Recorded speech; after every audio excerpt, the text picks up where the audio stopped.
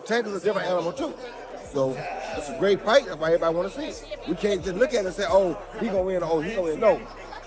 We already know that Shakur gonna stay back. Tank gonna gamble some to get what he wants. And that's gonna make it big. Well, we're expecting Gervonta just continue to show us his dominance and show us who he really is. It's really a coming out party for Roach, but we kind of haven't seen him a lot. So he gets to show people what he has too. And usually when you get two guys who are boxers amateurs, it's going to equate to a good fight for the first few rounds. Roy Jones Jr. issued a stark warning to Gervonta Tank Davis' competitors and called him a completely different breed of fighter. Stevenson, maybe and possibly Devin Haney.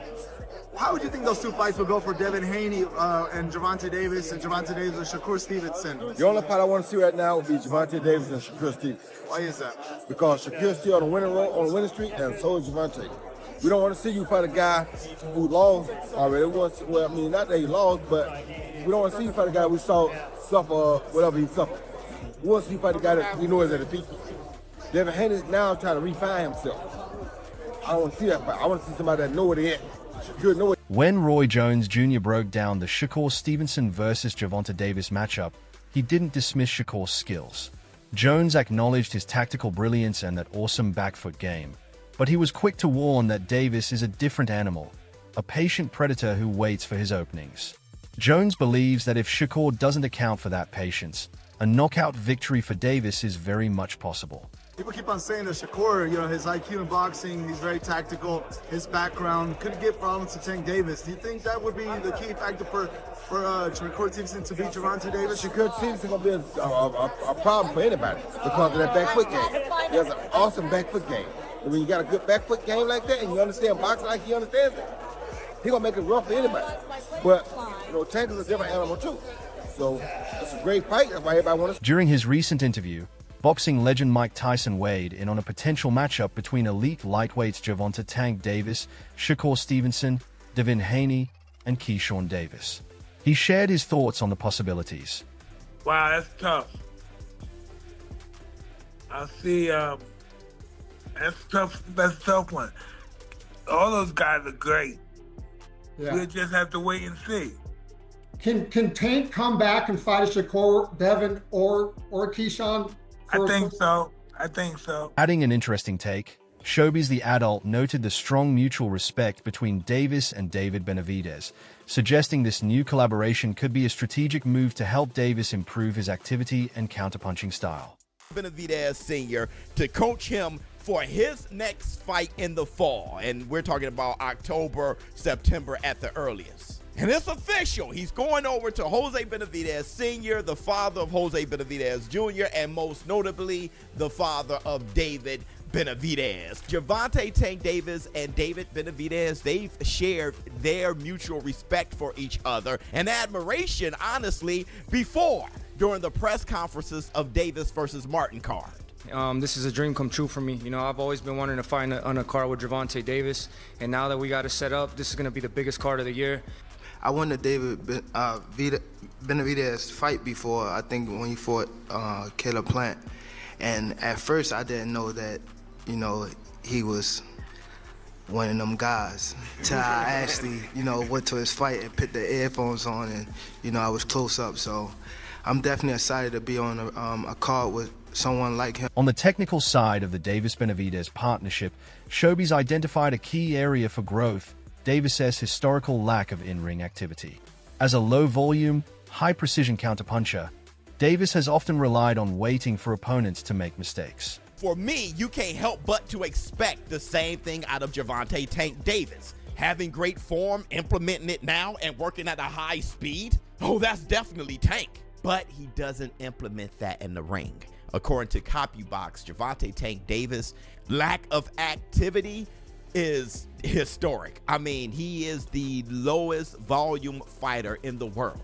And a lot has to do with his timing, his IQ, his precision, and his power. He throws something when he sees something, but it just so happens to make him a low activity fighter. And against Lamont Roach, I think that has something to do with the trouble Lamont Roach gave. After a lively exchange about who's the best active fighter in the world, Adrian Broner wasted no time making his stance clear. As the conversation turned to the current pound-for-pound landscape, Broner insisted that Gervonta Davis is the best fighter in the world right now. Broner suggested that if anyone argues otherwise, they're not paying close enough attention to what Tank brings to the table. Who's the best fighter in the world right now? That's active. Tank, I agree. I always say that. People argue with me. Why did you say Tank?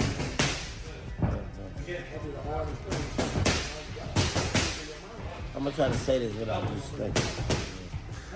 Everything that them boys got, he got.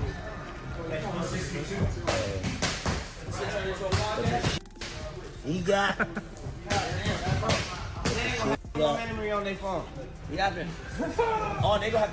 Meanwhile, Greg Hackett's calculation was straightforward. He highlighted that he's watching both fighters closely and knows what Gervonta Davis's power can do to smaller opponents. As talk of a Pacquiao-Davis fight surfaces, Hackett noted that while Pacquiao is still a world-class, fast, and awkward athlete who could give Davis a hard time, the risk of something bad happening in the ring is simply too high. Hackett warned that if that fight were to happen, the line between a competitive matchup and a dangerous mismatch is dangerously thin. Because imagine if Tank go out there and have a hard time with Pacquiao, which could possibly happen. Pacquiao is a world-class athlete, you know what I'm saying? Strong guy, fast guy. He know what hard work look like. So imagine Tank Davis go out there and struggle with Pacquiao, which could possibly happen because Pacquiao throw awkward punches. He fast himself. He's not as fast as he once was, but he is fast. He is dangerous. He awkward. He throws punches backwards. You know what I'm saying? He could hurt you. So imagine something bad happening.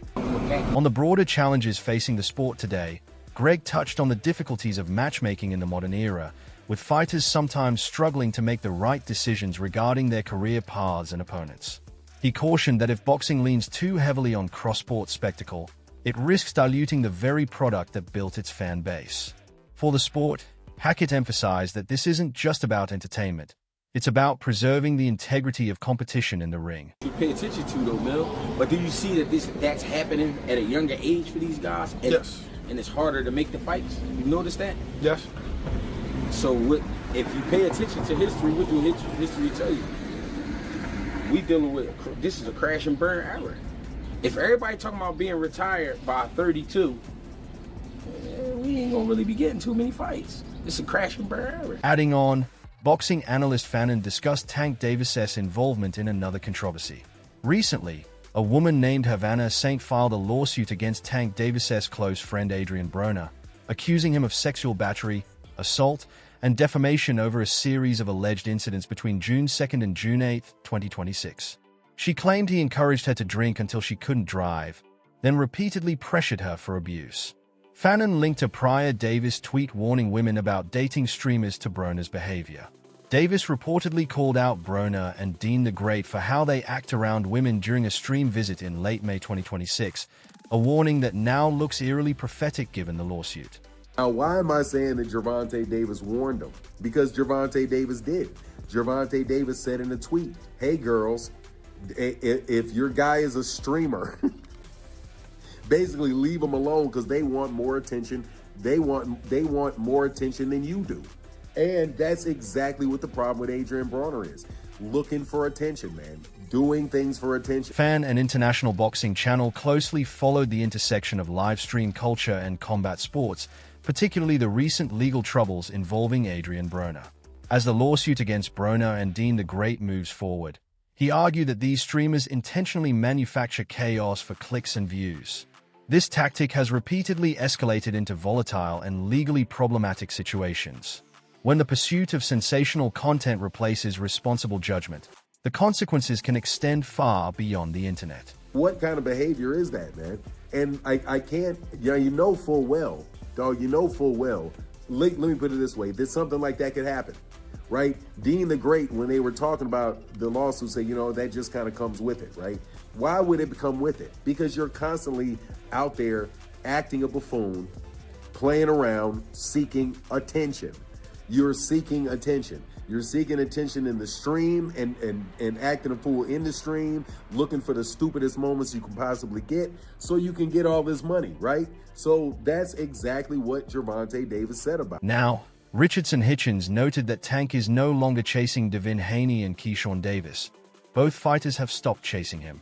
But having shared the ring with some of the division's best and studied both fighters closely, Hitchens sees a fascinating matchup in Devin Haney versus Keyshawn Davis. As the fight inches closer to reality, he predicted that Davis is the better raw fighter with more tools and believes he would beat Haney.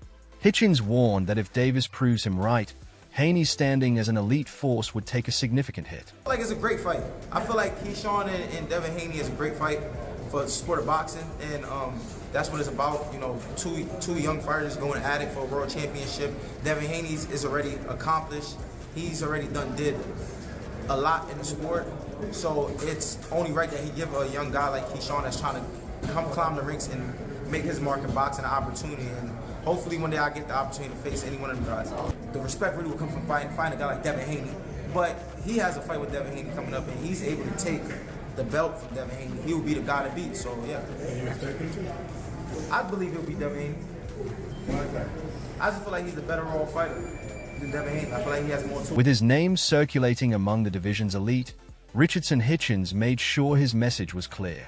He warned his opponent Solis to be ready and clarified his intention to challenge the biggest names in the division, including Conor Benn, Ryan Garcia, Teofimo Lopez, Devin Haney, and Keyshawn Davis. 147, be on the lookout. I want the Conor Benns, the Ryan Garcias, the Teofimo Lopez's, Devin Haney, Keyshawn Davis.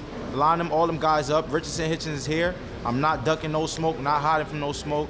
Let's make these fights happen. Standing firm in his son's corner, Bill Haney maintained confidence in Devin's level of competition and pointed to his history of facing champions as proof. He referenced the run of championship-level opponents Devin has already conquered, from George Kambosos to Vasily Lomachenko, a resume that speaks for itself. Bill argued that if that level of opposition doesn't command respect in the eyes of critics, then the goalposts will continue to shift regardless of what Devin achieves. We've been crossing continents. We've been doing it, you know? And I'm going to tell you, I'm looking forward to looking across from you and we getting it on. How about that? Let me ask Mill City, how many champions would this have been that Devin been in the ring with? Champions?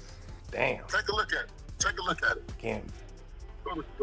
That's a lot. You got a lot there. 2 handfuls. All right. Well, you know, for us, it's another day at the office. Oh. When the conversation turned to Devin Haney's style, Bill Haney didn't let the critique slide. As critics argued that Devin has an amateur style and pointed to Keyshawn Davis as an example of a successful pro with a professional style, Bill fired back by defending Devin's record as an undisputed world champion. He suggested that if that kind of achievement doesn't settle the style debate, then the conversation is less about technique and more about moving goalposts.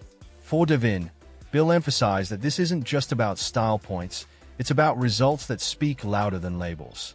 He has an amateur style, but he's also been successful on a pro level. I said Keyshawn has a pro style, and he was successful on the amateur and a pro level. You know, so and you define success, and you define your success on a pro level by Moran track. Well, he's a world champion. I don't care who wants to discredit it and devalue it. When breaking down the social media confusion surrounding Keyshawn Davis, Blue addressed the misinterpretation of his recent post. As fans and analysts tried to read between the lines, Blue clarified that Davis's message, "Frank, let's do it," was wrongly interpreted as him calling out Frank Martin to avoid Devin Haney. Blue warned that if that narrative continues to spread, it could unfairly shape public perception of Davis's willingness to face top competition. So when Frank Martin signed, Keyshawn Davis went on social media and he says, as you see there, "Frank, let's do it," right? He said, "Let's do it, Frank. Let's make it happen." But people misunderstood what Keyshawn was saying. As you see, he says, "Let's make it happen, Frank." And people took that and said, now Keyshawn is ducking and running from Devin Haney fight, trying to fight Frank Martin. What they didn't pay attention to is what took place underneath the post. On the social media confusion that had fans and analysts buzzing, Blue set the record straight about Keyshawn Davis's recent post. What many misinterpreted as Keyshawn calling out Frank Martin for himself was actually something entirely different. In reality, Blue explained that Keyshawn was co-signing a call-out from his brother, Kelvin Davis, who is actively looking to secure a fight with Frank Martin. The plan, as Keyshawn envisions it, is for that bout to take place on the undercard of his own fight against Devin Haney, a doubleheader that would put both Davis brothers on one of the sport's biggest stages. Keyshawn is speaking up on the post underneath, which is his brother, Kelvin Davis. Excuse me, I said Kelvin Martin. That's the basketball player. Kelvin Davis, Keyshawn's brother, is calling out Frank Martin, okay? And he's saying, let's make it happen. Okay? Kelvin is 16 wins, 1 loss, no draw, 8 wins by way of knockout. When breaking down the 144 pounds title situation, Bernie the Boxer weighed in on the crossroads facing Devin Haney. As questions swirled about Haney's next move, Bernie argued that Haney should drop the title to remove the obligation and the burden of facing Keyshawn Davis, but also acknowledge the title's value for ego, pay grade, and aura. Bernie cautioned that if Haney holds onto the belt and gets forced into an unfavorable matchup, the championship could become more of a burden than a benefit. For Haney, Bernie noted that this isn't just about a title, it's about whether the belt works for him or traps him. Haney was pursuing on going to 144 pounds. I don't know what happened.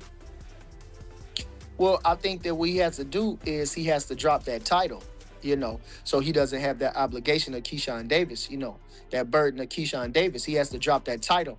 I wouldn't want to drop the title because the title, it helps you. It does help you. It helps your ego, it helps your pay grade, it just helps your aura, having the championship, and it's a well-deserved championship. When it came to Devin Haney's next weight move, the hosts who have watched his career closely weren't convinced he should go up to 154 pounds.